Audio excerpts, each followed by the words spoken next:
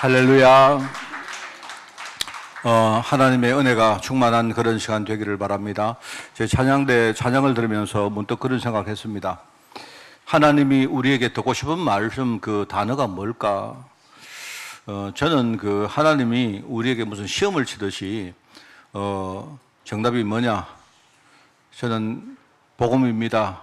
이 말보다 하나님은 은혜, 감사 이런 말을 더 듣고 싶지 않을까? 그죠?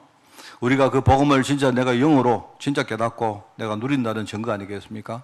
모든 것이 하나님의 은혜고 내가 생각해 보니까 내가 받은 모든 축복이 하나님께 감사할 것이다. 뭐 이거 아니겠습니까? 우리가 영으로 하나님과 함께 이렇게 소통하는 거죠. 오늘 송구영신 예배입니다. 여러분이 오늘 이제 송구영신은 한 해를 우리가 잘 마무리하고 우리가 새로운 해를 준비하는 그런 의미인데요. 그런데 여러분이 하나님의 음성을 진짜 듣는 그런 시간이 되기 바라고요. 혹시 조금이라도 여러분이 진짜 심령의 은혜가 된다면요, 내년에는 여러분이 그거 잊지 말고 그걸 딱 붙들고 사는 그런 한 해가 꼭 되기를 바랍니다. 여러분, 성경에 나오는 많은 기록이 있는데 성경의 정신은 한마디로 새로 시작하는 축복입니다. 성경에 많은 내용이 나오지만요, 여러분, 구원도 결국은 새로 시작하는 거예요. 새로 시작하는. 우리가 과거에 억만저 가운데 살았던 우리가, 그죠? 예수 그리스도 보혈의 피 공로에 의지해서 우리가 새로운 시작으로, 새로운 신분으로 시작한다는 겁니다. 우리 재창조, 우리 리크리에이트 안 합니까? 재창조. 하나님이 원래 창조했는데 그 창조가 이미 다 무너졌잖아요. 그래서 하나님은요, 그리스도 통해서 우리에게 새로운 창조를 시작한 겁니다. 그겁니다, 전부 다. 그 성경의 정신은 새로 시작하는 축복을 지금 말하는 겁니다. 그래서 우리 성경의 기록을 보면 안식년이 되거나, 여러분 7년 만에 안식년이 돌아오고, 그러면 60년 만에 희년이 오는데요. 그런데 그 때는 뭐냐니까 과거의 묵은 채무들을 전부 다 탕감을 해주고, 그죠? 감옥에 있는 죄수들을 방면을 해주면서, 그게 뭔 말입니까? 그냥 너희들 그냥 나가서 자유롭게 살아라, 그게 아니잖아요. 우리가 과거에 뭔가 실수를 했는데 정말 하나님 은혜 속에 우리가 새롭게 시작하라는 일종의 새 기회를 주신 거 아닙니까? 그게 구원이잖아요. 그게 바로 우리가 늘 누리는 안식년과 희년입니다. 여러분, 안식일도 마찬가지입니다. 이 안식일은 뭐냐니까, 여러분이 우리가 일주일 동안 열심히 일했기 때문에 아이고 힘들다, 이제 쉬자. 예, 쉬는 것도 맞는 말이지만 그 쉬는 게 끝이 아니에요. 우리가 그 쉼을 통해서 뭡니까? 다시 시작한다. 그 다음 주간 우리가 다시 힘을 얻고 하나님 은혜 가운데 시작한다는 그 메시지 아닙니까? 오늘 그래서 우리 송구 영신 예배 한번 지나가는 그런 예배가 아니고요. 혹시 여러분, 우리의 지금 사정이 어떻습니까? 어떤 사정이든 간에 상관없습니다. 우리 여기에 각 사람 한 100명이 모였다면 100가지 아마 사정들이 다 있을 거예요. 근데 하나님은요, 우리 공이 우리가 새롭게 시작하는 축복을 얻기를 진짜 바라는 겁니다. 지금 근본으로 리셋하는 그런 해가 되기를 간절히 원하는 마음으로 우리 내년에, 그래서 우리가 근본으로 리셋하자 하는 그런 뜻으로 메시지 제목을 정했습니다. 너무나 당연한 말이지만 우리 개인과 단체에 여러 가지 어려움 왔을 때, 국가도 마찬가지입니다. 여러분, 그 어려움 벗어나기 위해서는요, 어떤 방법을 찾기 이전에, 우리가 방법을 자꾸 찾는데 그 전에 왜 이런 어려움이 왔을까 하는 이쪽에 근본을 발견하는 게 그게 무엇보다 더 중요합니다. 만약에 근본을 우리가 찾지 못하고 어떤 방법을 찾는다고 해도 그 방법은 생각만큼 효과적이지 못합니다. 그리고 오래 가지 못해요. 그거는 하나님의 뜻이 사실은 아닙니다. 그죠? 왜냐니까 우리가 세상에서 당하는 모든 문제는 그냥 오는 게 아니에요. 그게 그냥 어떻게 우리가 운이 나빠서 그렇게 된 게 절대로 아닙니다. 우리 건강 문제도 마찬가지고, 경제도 마찬가지고, 우리 가정도 마찬가지고, 특별히 인간관계 문제나 우리 정말로 저게 하나님과 나와의 관계가 신앙 문제인데, 결국 이 신앙 문제 전부 다 그렇다고 봐야 됩니다. 우리 대부분 여러분들이 그냥 눈에 보이는 대로 판단하지 말고 좀 더 뭡니까? 깊이, 그것도 넓게 그렇게 생각해 봐야 될 문제고, 어떤 경우에는요, 어떨 때는 내가 그것을 인정하는 것이 굉장히 힘들 때가 있습니다. 어떨 때는 내가 마음이 아프고 승복하기 힘들 때가 있는데 그래도 어쩔 수가 없습니다. 하나님은요, 근본적인 부분을 먼저 우리가 제대로 찾고 그것 가지고 리셋하기를 원한다 이 말입니다. 여러분, 성경에는요 이런 내용들 너무 많습니다. 성경에는 아브라함이 그죠? 자기의 불신앙 때문에 얼마나 경제적으로 어려움을 당하고 심지어 가족까지 굉장한 어려움 속으로 몰아넣잖아요.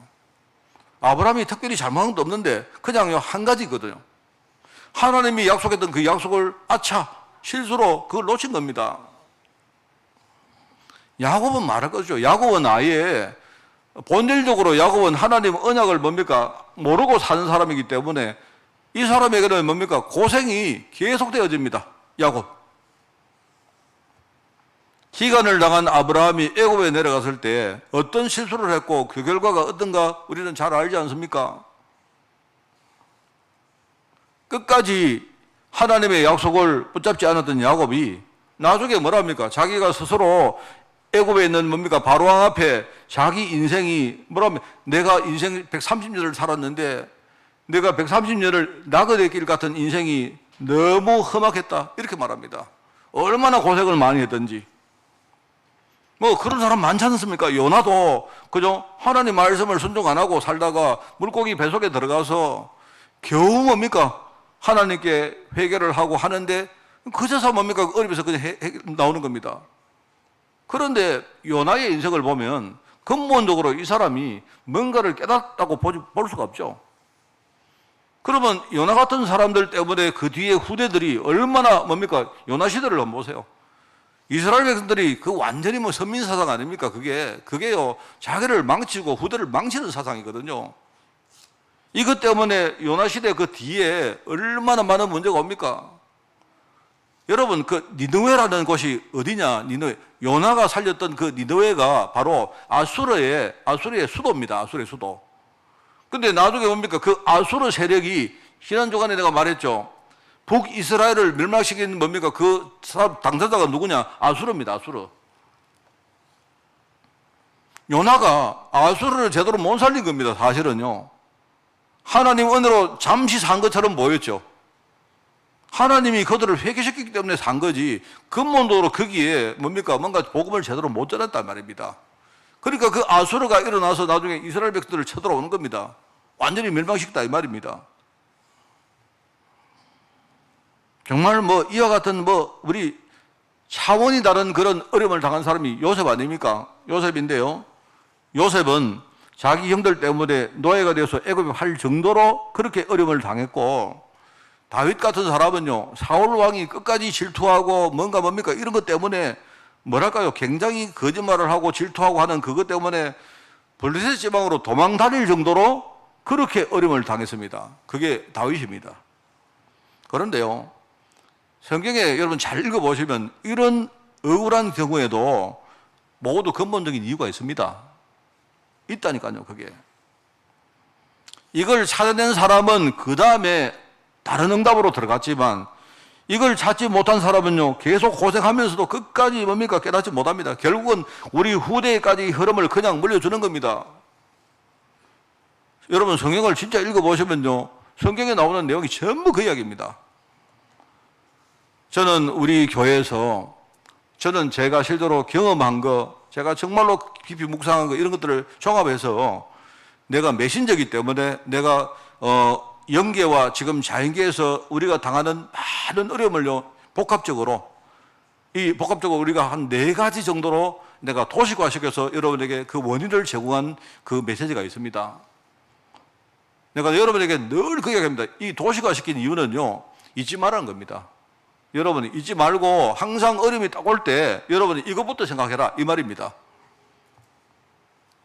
제가 4가지가 뭡니까? 항상 말하죠. 첫 번째는 이게 순서가 굉장히 중요해요. 순서가. 첫 번째는 내가 어려움 당하는 가장 근본적인 이유가 한데 제일 첫 번째 문제가 뭐냐? 내 자신의 실수입니다.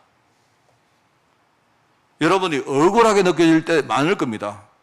여러분이 어떤 사람 때문에, 환경 때문에, 그런데 내가 도대체 내가 뭘 잘못했습니까? 이렇게 생각할 수 있지만, 여러분, 하나님이 생각하는 본질은 그렇지 않아요.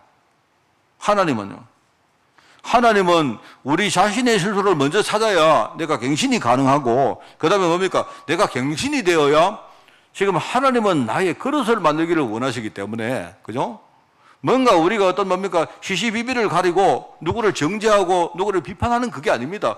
하나님은 지금요, 이런 세상 현장에서 내가 진짜 하나님 자녀로 전도자에 알맞는 그릇을 만들기를 원하고 계신다 이 말입니다. 그렇기 때문에 우리가 먼저 어려움 당할 때 제일 처음에는 뭐냐? 내 자신이 지금 무엇을 놓쳤을까? 내가 무엇을 놓쳤을까? 이게 제일 중요한 겁니다, 여러분. 여러분이 이 메시지대로 한번 그렇게 해보세요. 그게 하나님의 본질이다 말입니다. 자, 그러면 많은 사람들이 제게, 목사님, 저는요, 잘못한 거 없는데, 주위에 있는 사람 때문에, 부모님 때문에, 어떤 환경 때문에 나는 전적으로 이런 어려움을 당했습니다. 할 수 있죠. 자, 근데 여러분이 하나님의 어떤 마음을 생각하시면서 질문해 보세요. 제가 볼 때는 이겁니다. 그러면 하나님의 관심은 내게 있지, 우리가 비판하는 사람이나 환경에 있는 게 아닙니다, 여러분.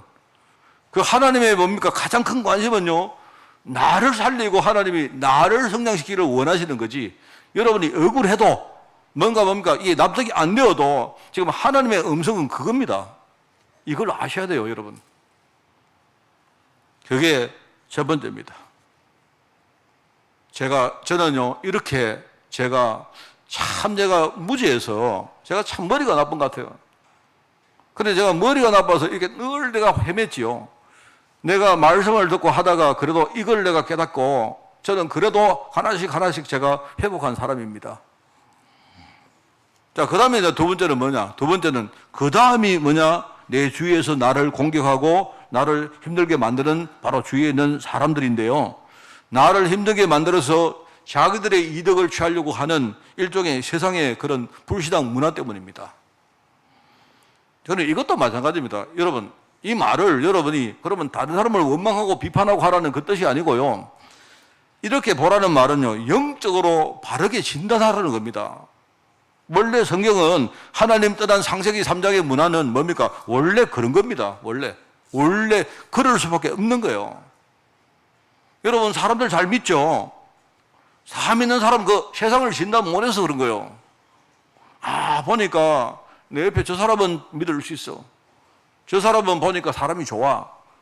저 사람은 보니까 많은 주위에 그런 증거들이 있어. 아닙니다. 여러분, 그거 보면 다 속아요. 그러니까 우리가 어떤 사람의 공격을 받고 내가 해코지를 당했다 해도 하나님은 그 사람을 원망하거나 비판하는 게 아니고 세상을 진단하는 겁니다. 세상을. 세상은 이런 거구나. 세상이 이러니까 그 창세기 3장 문제를 우리가 실제로 해결할 방법은 뭐냐? 우리가 예수 그리스도를 믿는 방법밖에 없구나. 여기에 답을 내리라는 거예요. 그게 세상을 진단하면서. 그게 제가 깨달은 그런 답입니다. 그래서 저는 옛날에 제가요 이렇게 많은 어려움을 당했는데 저는 이거 깨닫고 나서는요 어떤 사람이나 그때 환경을 저는 비판해 본 적이 없습니다. 전부 다 내 문제지. 복음 못 알던 내 문제, 복음을 못 깨달았던 내 문제, 영적으로 눈 뜨지 못했던 내 문제지. 그런데 그게 끝이 아니죠. 내가 나를 이렇게 비하하고 좌절하라는 뜻이 아니고요. 하나님이 지금요 그 문제통에서 지금 내게 하려고 하는 그걸 저는요 본 겁니다. 그리고 세 번째는 뭡니까? 이런 현실을 통해서 다른 의미로 나를 또 속이고 더 힘들게 만들고 계속 공격하는 이 흑암의 세력들이 지금 있는 거예요. 늘 말하지만 흑암은 이 사단과 마귀는요 여러분에게 돈을 뺏어가고 여러분을 어렵게 만드는 게 그게 목적이 아니라닙니까? 여러분의 사단의 목적은 그거 아니라니까요. 그게 아니고 사단은 지금요 하나님을 대적하려고 하는 하나님을 대적하려고 하는데 하나님을 대적하려고 하니까 뭡니까? 제일 허점이 누구냐? 우리거든요. 복음 잘 모르는 우리거든요. 영적으로 눈을 못 뜨는 우리니까 우리를 자꾸 공격해서 어떻게 하느냐? 하나님 언약을 자꾸 뭡니까? 모르게 만들고 희미하게 만들고 왜곡시키게 만들고 하는 것, 그게 사단이 하는 겁니다. 그래서 대적자라고 말합니다. 대적자. 사단은 그런 방법으로 하나님을 대적해요. 하나님 뜻이 이루어지지 못하도록 교회를 공격하고 성도를 공격한다니까요. 우리 성경에 보면 이 흑암을요, 거짓말장이 뭐 강도, 살인자, 뭐 이런 말 안 나옵니까? 영적으로 완전히 이게 거짓말장이고 이게 완전히 살인자고 영적으로 사람을요 완전히 언약적으로 살인하는 존재입니다. 이게. 그러니까 여러분들 정말요 뭐 시시하게 가서 막 귀신이 막 우리한테 감기를 줬는 이런 시시한 소리 하지 말고요. 눈을 제대로 딱 뜨고 흑암이 어떻게 하고 있는 이거 진짜 아셔야 돼요. 이거를 알면 왜 그리스도가 하나님의 아들이 이 땅에 오셔서 그죠? 마귀의 일을 왜 멸하셨는가? 답이 나오는 겁니다. 여러분이 할 게 없어서 하나님이 오직 복음 붙들어라 그 말입니까? 아니죠. 당한다니까요. 내가 어려움 속에서 뭡니까? 조금씩 이래 뭡니까? 하나님 언약 다 놓쳐버린다니까요. 어느 날 불신자 비슷하게 살아요, 우리가. 이걸 모르면, 영적으로 눈을 못 뜨면요. 그게 세 번째입니다. 그러면서 결국은 뭐냐? 이 모든 얼음의 세상적에는 누가 있느냐? 하나님이 계십니다, 하나님이.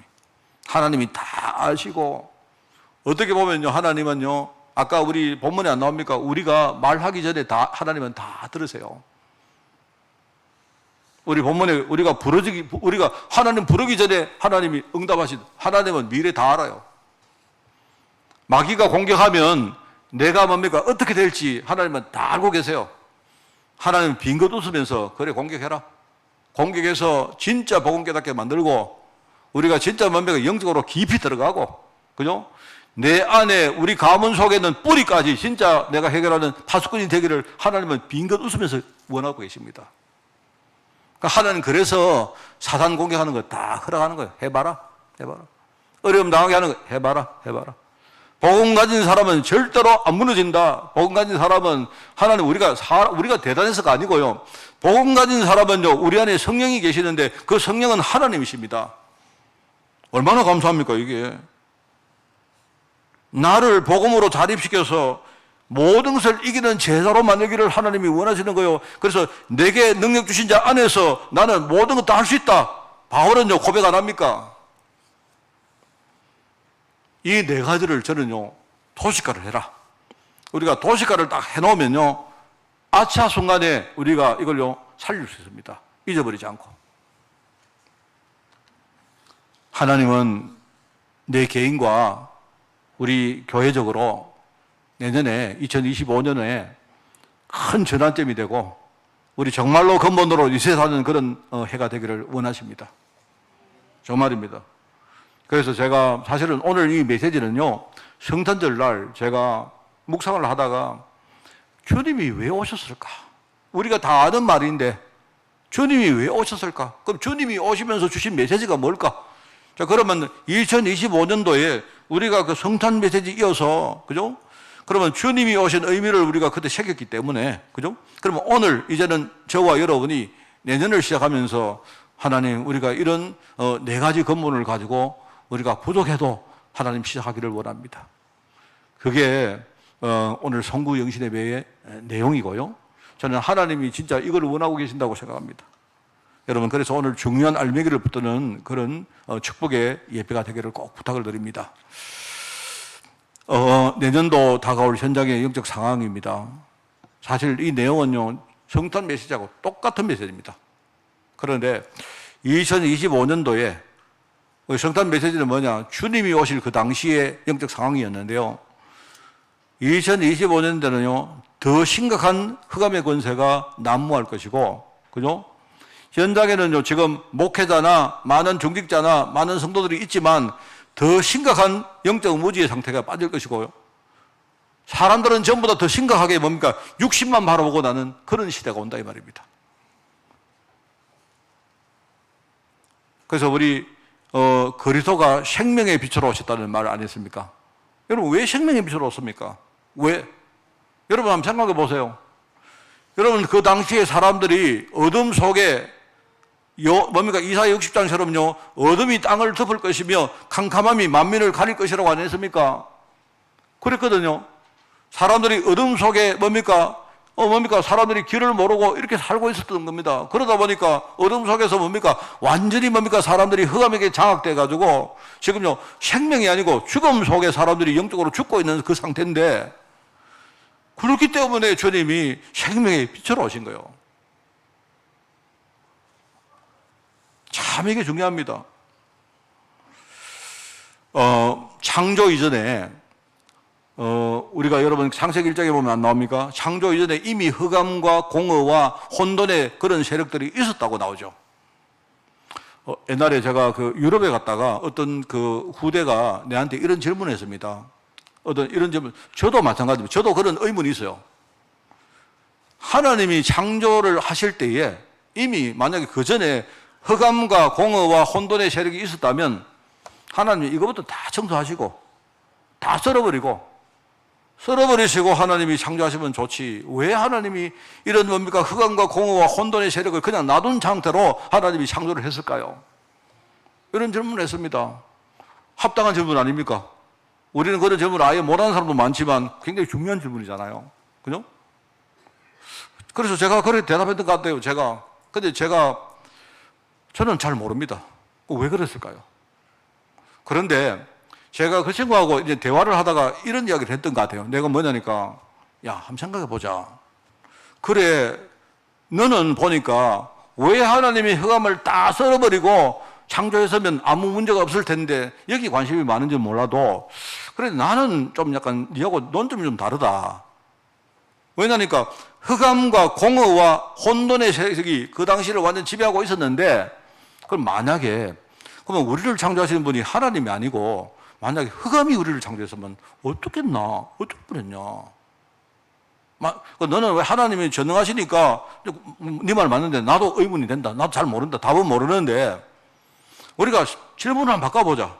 만약에 흑암과 공허와 혼돈의 권세가 그 당시에 완전 만연하고 있었는데요. 근데 그 상황에서 하나님이 우리를 창조해서 얼마나 다행입니까? 안 그래요? 난 그 생각이 나요. 그렇지 않습니까? 하나님이 나를 창조 안 하시고 만약에 흑암이 나를 창조했으면요. 우리는 평생 종로로 타다가 그죠? 맨날 뭡니까? 흑암과 공허와 우리 혼돈 이게 이제 우리 카이오하는 카이오스 아닙니까? 케오스 그죠? 말하면 그 무질서잖아, 무질서. 그렇게 살 것인데 하나님이 이런 세상에서 우리를 창조하니까 참 다행이다. 나는 생각에 진짜 감사하다. 이 생각이 들어요. 그러면서 그 말을 하다가 딱 느낀 게 있는데 내가 그 친구하고 난 잘 모르겠는데 이 대답을 하다가 보니까 이런 생각이 듭니까? 만약에 아무 흑암과 공허와 혼돈이 없는 세상에서 우리를 창조하셨다면 우리 좀 약간 하나님의 은혜에 대해서 무덤덤해지지 않을까? 약간 뭐 그런 생각이 들어요. 저는 뭐 잘 모릅니다만은. 그런데 우리가 흑암과 공허와 혼돈을 우리가 현장에서 느끼잖아요. 우리 속에서도 안 느낍니다. 느끼다 보니까 야, 하나님이 우리를 이렇게 창조하시고 우리를 은혜 주시고 심지어 재창조까지 하시니까 이게 감사하고 은혜고 아마 하나님의 마음은 거기에 있지 않을까라는 생각이 든단 말입니다. 그 많은 사람들이 도식적으로 이렇게 생각합니다. 왜 하나님이 다 썰어버리지? 마귀 없애버리지? 이러는데요. 만약 여러분 마귀가 없으면 우리 진짜 복음 제대로 깨달을까요? 무덤덤하지 않을까요? 그냥 뭐 인생이 조금 약간 이렇게 맛도 별로 없고 그죠? 여러분이 막 우리 저주 받았다가 구원받을 때 그 짜릿함, 그 감격 없이 사는 너무 뭐니까 우리 무의미한 그런 인생 안 될까요? 난 그런 생각이 들거든요. 하나님은요, 내가 막 짜릿하기를 원한 거예요. 눈물 흘리고 감격하고 하나님 영광 돌리고 감사하기를 원하시는 것 같아요. 하나님은 그런 식으로 우리와 하나님 소통하기를 원하시는 그게 하나님 마음 같아요. 저는 물론 모릅니다. 저는 감사해요. 저는 내 마음속에 야 그렇구나 이게 진짜 감사하구나 생각이 나요. 이 흑암 권세가 세상을 짙은 어둠 속에 빠뜨렸는데요. 모든 사람이 영적으로 죽어 있으면서도 내가 죽은지 그 자체도 모르는 그런 상태였단 말입니다. 그게 주님께서 바로 생명의 복음으로 오신 이유입니다. 이거는 제가 하는 말입니다. 제가 이 메시지는 단순히 말인데 제가 말로 하잖아요. 또 여기 내가 원고는 글입니다. 그런데 이 말로 글로 여러분이 읽지 말고 여러분 하나님이 지금 내게 주시는 큰 은혜 있지 않습니까? 여러분 그 영적으로 여러분이 듣는 그런 축복이 있기를 바랍니다. 참 저도요 진짜 무지했던 것 같아요. 저는 어떻게 교회를 다니면서도 그렇게 내가 뭘 몰랐던지, 정말 자기 땅에 왔는데 자기 백성들이 그를 알아보지 못하고 그 정도로 뭡니까? 심각한 영적인 무지 속에 빠져 있었다 이 말입니다. 그래서 이를 깨우치기 위해서 주님께서 언약의 계시로 오셨다는 말씀을 했지 않습니까?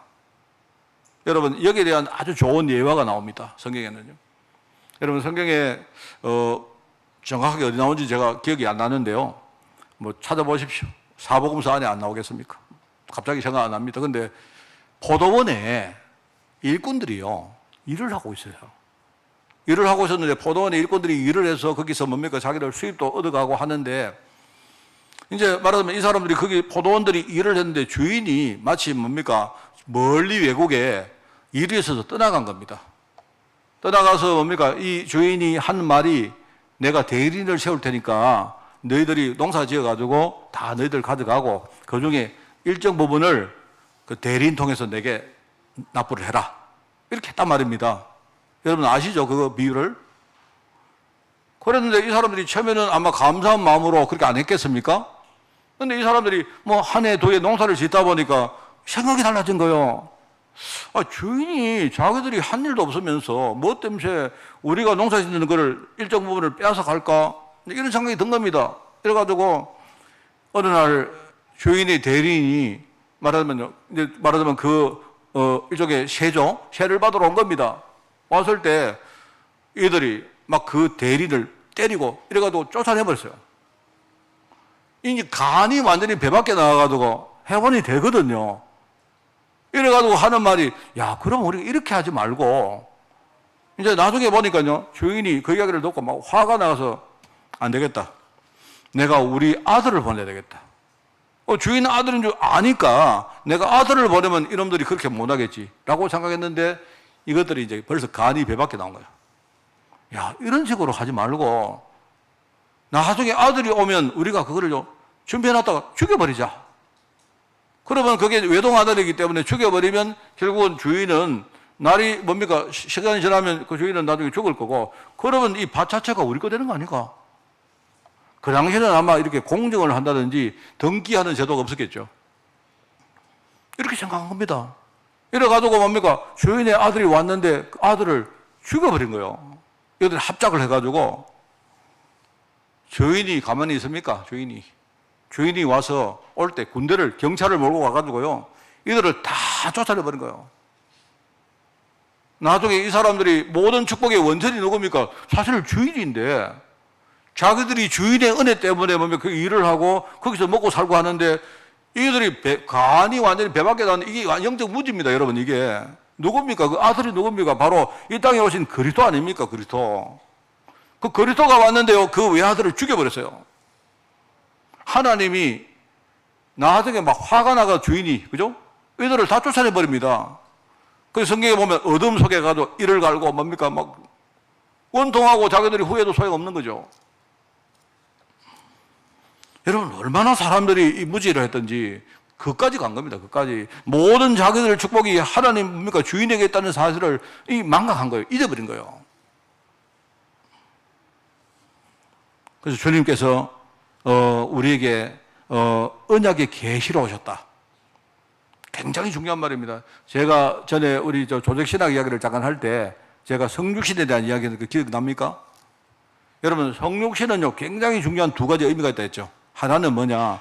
바로 예수님께서 우리 육신을 입었다는 말인데, 그게 뭡니까? 하나는 육신을 입었다는 말은 뭡니까? 우리의 죄를 위해서 주님이 뭡니까? 자신의 육신을 화목 제물로, 그죠? 속죄 제물로, 그 대속 제물이라는 게 그게 대신 드렸다는 말 아닙니까? 그죠? 대신 드린 거예요. 드리기 위해서 육신을 가지고 왔다 이 말이에요. 그 육신이 뭡니까? 우리 죄에 대한 뭡니까? 바로 제물입니다, 제물. 그게 첫 번째 이야기고, 또 두 번째는 뭡니까? 두 번째는 굉장히 중요한 건데요.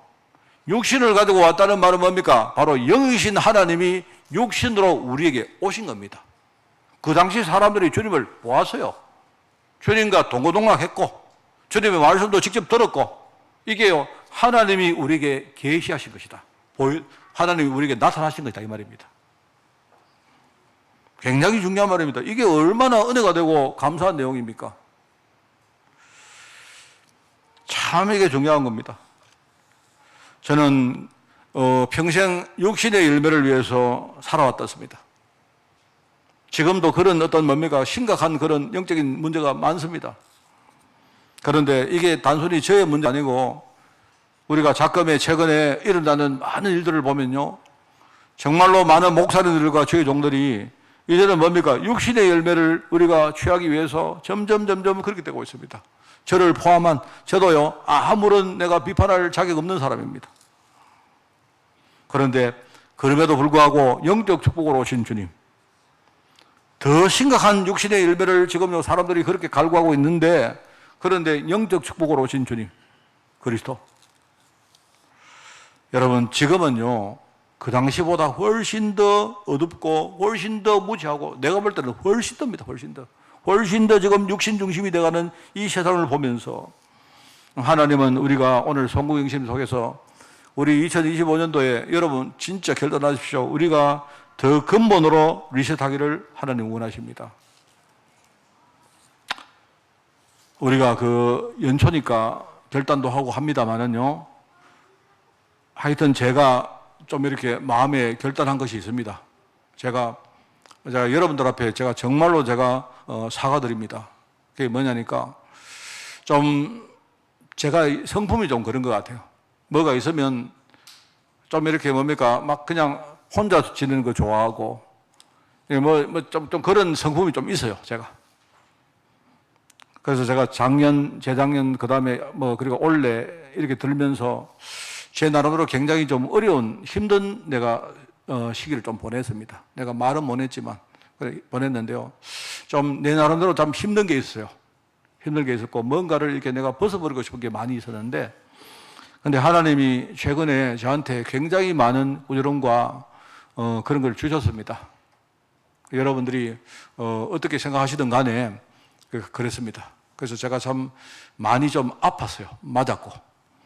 근데 제가 우리가 연말 가면서 제가 사실 하나님 앞에 이런 내가 고백을 해서, 하나님, 내가 올 연말까지 계속 이러면 내가 너무 힘듭니다. 그래서 연말 안에 내가 다시 마음을 내가 잡아야 된다면 하나님 내 마음 잡을 수 있도록 은혜 달라고 저 기도했습니다. 그런데 아무리 생각을 해도 제가 마음을 잡아야 되겠더라고요. 하나님이 저를 이렇게 하시는 게 그렇습니다. 제가 그래서 제가 다시는 내가 약한 소리 안 하겠습니다. 네, 그런 생각을 했고요. 그러면서 내가 부족해도 우리 성도들과 함께 내년에 저는 하나님의 근본, 내가 정말 믿는 하나님의 근본, 제가 볼 때 네 가지인데, 주신 말씀이 네 가지인데, 내가 이거 붙들고 내가 시작하겠습니다. 중간에 어떤 비난, 어떤 사람들 짓이 있어도 저는 그거 별로 생각 안 하지 않고 내가 이 길을 가겠습니다. 라고 저는 그렇게 나름대로 다짐을 했습니다. 제가 나이가 원래 이제 한국 나이로 65입니다.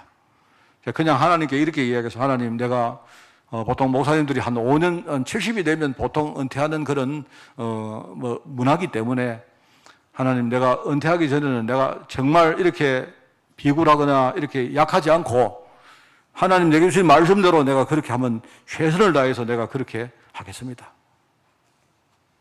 저는 혹시 여러분이 제 마음속에는 영적인 부분만 함께 소통해 주시면 진짜 감사하겠습니다. 성탄 때 주신 말씀입니다.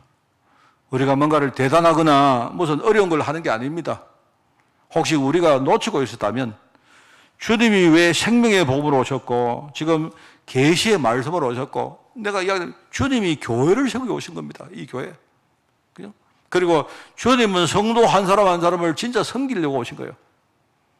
최근에 우리 개인 문제도 그렇고 우리 어떤 전부 다 제가 볼 때는 그동안 우리가 복음이 너무 일종의 뭡니까? 너무 우리가 복음을 정말 그냥 너무 뭐랄까요? 그냥 말로만 글로만 누렸다, 이런 생각이 들어요. 우리가 말씀을 뭡니까? 얼마나 우리가 묵상을 했을까? 저부터가 그런 생각이 들고요. 우리가 우리가 교회를 얼마나 소중하게 여겼을까? 이런 생각을 했습니다, 저는. 주님이 교회를 세우는데 자기의 핏값을 내놓고 교회를 하나님 세우셨는데, 우리 성도 한 사람 한 사람을 혹시나 많은 목회자들이 그냥 하나의 도구로 수단으로 보고 그렇게 하지 않았을까? 정말로 우리 목회자들이 성도를 진짜요 동역자로 보고 그렇게 했을까?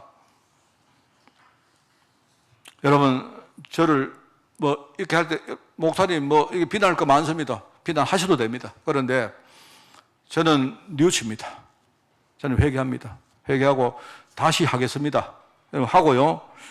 그래서 제가 요 네 가지를 가지고 저도 그렇게 할 테니까 우리 성도님들, 특별히 우리 장로님들 제가 부탁드립니다. 여러분, 우리 내년에 여러분 진짜 힘을 내주시기 바랍니다. 그렇게 하기.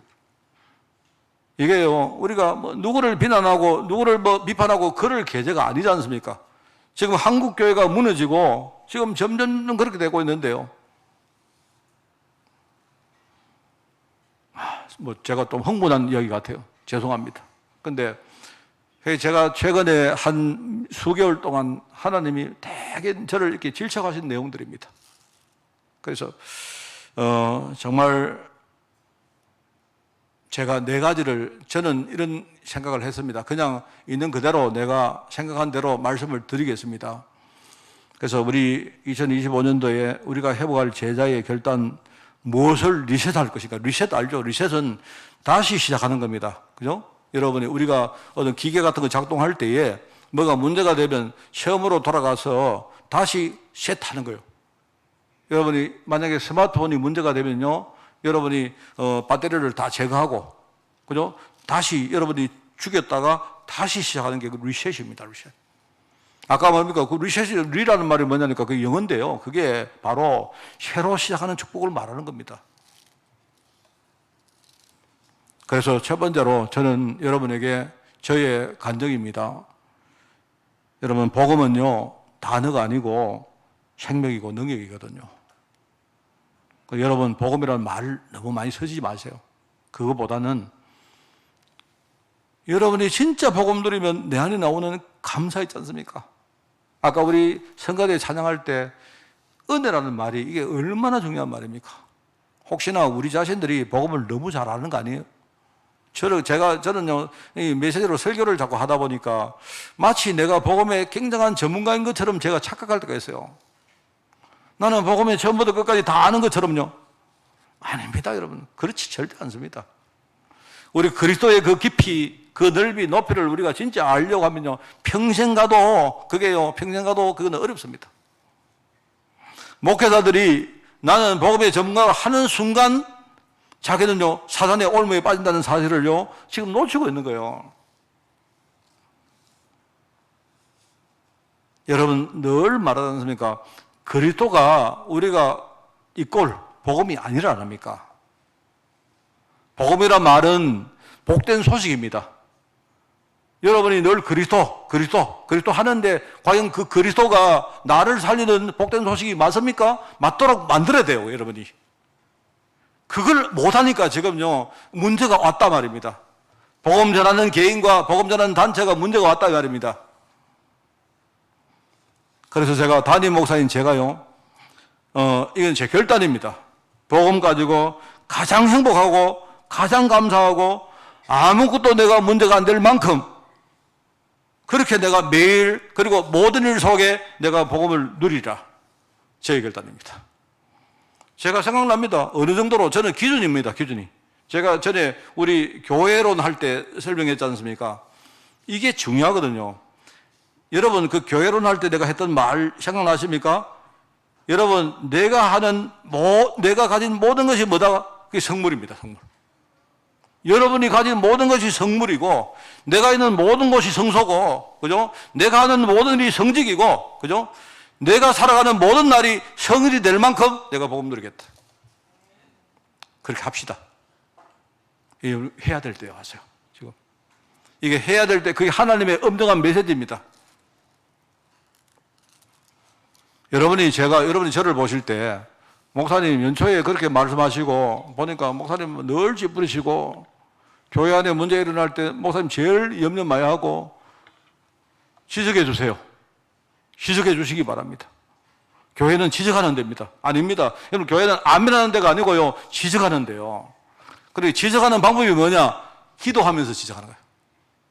이게 교회입니다, 여러분. 교회는요, 여러분, 하나님이 주인이시고 그리스도가 주인이시고요, 그 밑에 많은 성도들이 유기체거든요, 유기체. 유기체는요, 서로 이렇게 함께 하는 거예요, 함께. 함께 지적도 하면서, 견제도 하면서, 서로 협력도 하면서 나가는 그게 교회입니다, 여러분. 여러분, 그래서 여러분, 알죠? 영적으로 지적한다는 말, 여러분 진짜 이해하셔야 돼요. 그래서 우리 성도들이 기도할 줄 모르면요, 이거 우리 많은 거 손해봅니다. 기도할 줄 모르면. 그리고, 계시의 말씀으로 오신 주님을 우리가 묵상하면서, 최선을 다해서 성경 말씀을 제가 다시 묵상하고 우리 성도들에게 내가 가르치려고 합니다. 성경 말씀을요. 여러분, 성경 말씀이 얼마나 단조하십니까? 우리가 혹시라도 뭔가 우리가 이렇게 뭔가를 하려고 했던 것 때문에 혹시 성경 말씀에 조금씩 표가 안 나다 보니까 혹시나 우리가 좀 멀어지지 않았을까 하는 그런 우려가 좀 있습니다. 그래서 제가 신학교 이후로 제가 신학교 다닐 때에 제가 원래 신학교 다닐 때 제 나름대로 그때 성경 말씀을 한번 완독을 하면서 제가 완전히 한번 통독을 했습니다. 통독이 아니고 통해서 내가 공부를 한 적이 있어요. 신학교 다닐 때. 제가 그때 이후로 내가 한 30년 만에 다시 내가 그때의 마음으로 돌아가서 내가 성경 말씀을 가지고 뭘 내가 묵상하고 누리고 하려고 그렇게 합니다. 어느 정도로 내가 그리스도를 처음 깨달았을 때 그때에 받았던 은혜와 감격, 내가 이걸 예배 때마다 우리 성도들에게 함께 나눌 수 있도록요, 그렇게 내가 누리려고 합니다. 내가 받은 은혜, 내가 받은 감격, 내가 받은 감사를 여러분 강단에서 여러분에게 흘려드리는 게 그게 강단입니다. 그게 살아있는 강단입니다. 말로만 가르치는 게 아니고요. 저는 뭐냐니까 배달 신부를 하는 사람입니다. 하나님 주신 은혜를 여러분에게 배달해 주는 거예요. 그냥 그 중간에 있는 저는요 대단한 주의 정도 아니고 그냥 배달꾼에 불과한 사람입니다. 그러니까 제가 한 주간 말씀 누리는 게 그렇게 중요한 겁니다. 내가 말씀 누리면 성도들은 살게 되어 있습니다. 그리고 주님께서 교회 축복을 우리에게 주신 것입니다. 이게 얼마나 큰 축복인지 아십니까? 교회. 여러분 골로새 1장에 나오죠. 바울이 스스로 하는 말입니다. 나는 교회 일꾼으로 부름받았다. 교회 일꾼으로. 바울이 교회 일꾼이라고 말하면서, 그죠? 내가 교회 세우는 일에 내 속에서 능력으로 사는 이의 역사를 따라 나는 힘을 다해서 수고하노라. 이렇게 말했습니다. 저는요, 교회의 참된 위치를 찾겠습니다. 그동안 이 교회가 얼마나 중요한데, 여러분, 이 개교회가, 이 교회들이 얼마나 중요한지 몰라요. 그래서 저는 교회를 중심으로 우리가 사역을 하고, 우리가 교회를 중심으로 훈련도 하고, 그죠? 이 교회를 가장 뭡니까? 원래 위치, 가장 소중한 위치에 저는 세우는데 최선 다하겠습니다.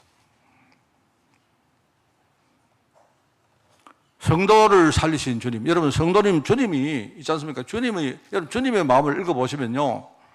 늘 그렇습니다. 주님이 공생의 사역을 하실 때, 왜 여러분 공생의 사역을 시작하실 때 주님이 세례를 받았을까요? 왜 받았을까요? 여러분, 하나님이신 주님이 왜 세례를 받았을까요? 여러분 아십니까? 왜냐니까 이겁니다. 주님이 세례요한을 만났죠. 세례요한이 뭐라고 말합니까? 주님, 나는 주님께 내가 어떻게 세례를 베풉니까? 자기는 시무룩꾼이고 주님은 본체신데. 그럼 주님이 이렇게 말합니다. 아니다. 너와 내가 하나님의 뜻을 주자. 이렇게 함으로 하나님의 뜻을 주자.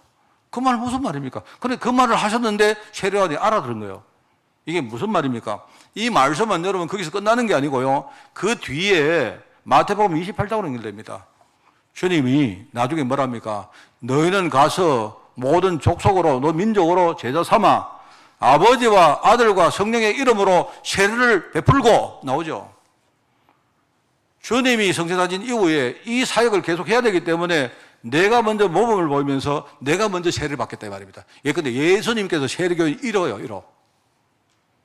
그러면 그 세례 사역이, 그 세례란 말은 구원 아닙니까? 그죠?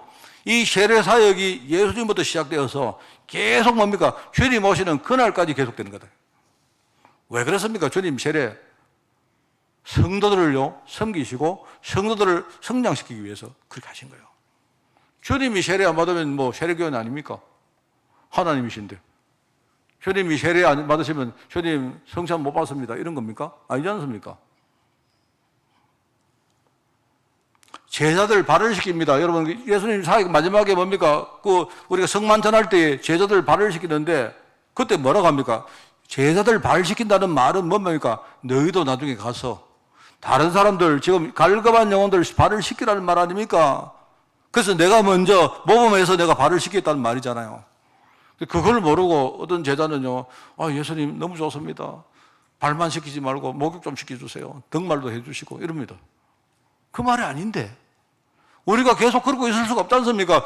복음으로 자립해서 성장해서 우리가 진짜 땅끝까지 가서 많은 영혼들 살리자는 거 아닙니까? 지금 많아요. 가보면요 우리가 살릴 사람 진짜 많습니다. 저는요 이미 그렇게 각오를 했고 한 사람이라도 저를 필요로 하는 사람이 있으면 내가 어디든 가서 어떤 사역도 하겠습니다. 저는요 우리 교회는 시골에 있습니다. 지방에 있기 때문에 아무래도 우리 변방입니다. 변방인 거 우리가 뭐 그거 부정할 수 없죠. 그렇기 때문에 지금 여기보다는 많은 사람들을 전 세계에서 아니면요 전국적으로 지금 우리가 조금만 해도 많은 사람들을 살릴 수 있는 일들이 많아요. 너무 많습니다. 지금 내 눈에 많이 보이는데요.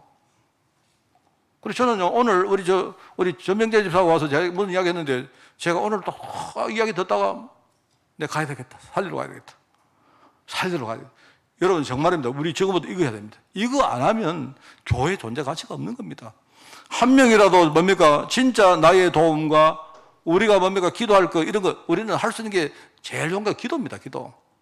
필요한 사람이 있으면 우리 적극적으로 기도하고 우리가 적극적으로 도와드리고 그러면서 우리 자신은 뭡니까? 숨고 하나님께 영광 돌리고 이 사역을 우리가 지금부터 시작해야 됩니다.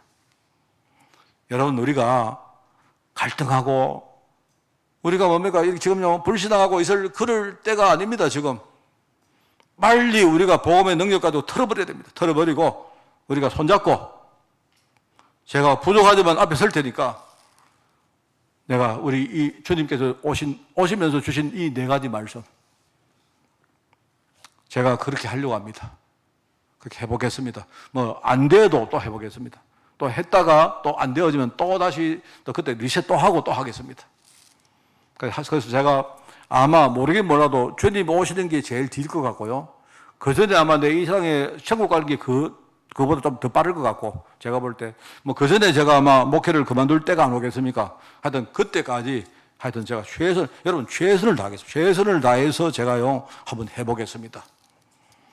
여러분 정말 오늘 우리 근본으로 리셋하는 그런 축복의 해가 되기를 정말로 예수님의 이름으로 축원을 드립니다. 하나님 아버지 감사합니다. 오늘 우리가 드린 신앙 고백과 우리의 회개와 갱신을 주님께서 받아주실 줄 믿습니다. 부족해도 우리에게 힘주시고 우리가 가는 발걸음마다 은혜 주시며 또 하나님이 예비한 많은 영혼들과 또 많은 그런 사건들을 우리가 만나게 될 줄 믿습니다. 우리가 항상 이 복음 놓치지 않게 하시고 우리 자신이 누구인지 정말 내게 주신 사명이 뭔지를 정말로 깨닫고 주시는 그 힘과 은혜 가운데 한 걸음 한 걸음 걸어갈 수 있도록 주님이 축복하여 주옵소서. 오늘 이 말씀을 듣고 우리가 결단하는 우리 성도들의 그 신앙 고백을 통해서 앞으로 많은 영혼들이 살아나고 우리 후대가 살아날 줄 믿습니다. 하나님 축복 주셔서니 앞으로 더 큰 축복을 향해서 우리가 한 걸음 한 걸어갈 수 있도록 주님이 은혜 위에 은혜를 다하여 주옵소서. 한 해 동안 수고하신 모든 죄종들을 축복하시고 내년에도 우리가 변함없이 복음의 길을 걸어갈 수 있도록 은혜 위에 은혜를 다하여 주옵소서. 하나님 감사드립니다. 예수님의 이름으로 기도드리옵나이다. 아멘.